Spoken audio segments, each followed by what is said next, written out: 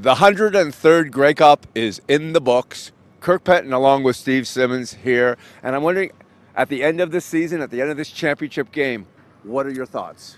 Well, it ended the way we thought it was going to end. Edmonton probably winning by a touchdown. It was a rough year in the CFL. There were a lot of things that didn't go right.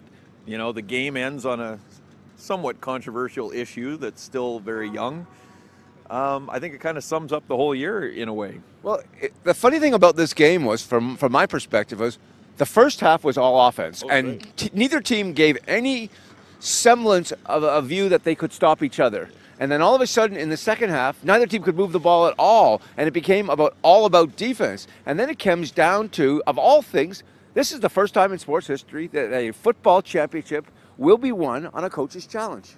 And Chris Jones had been 0 for 6 during the regular season too. He didn't get a single one right. Yeah, it's just kind of the way it was in the CFL. I personally like the pass interference rule. I think that it's a tough call, and I like the fact that they replay it. So that was the right call.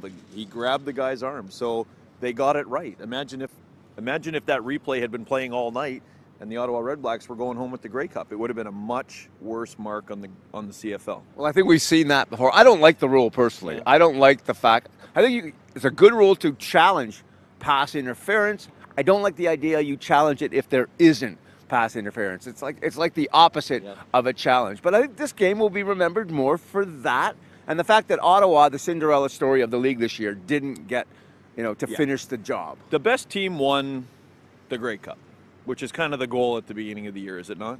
Well, it's the goal, but I personally like it when the best story wins. And tonight, the best story didn't win. For Kirk Penton, I'm Steve Simmons at the 103rd Grey Cup in Winnipeg.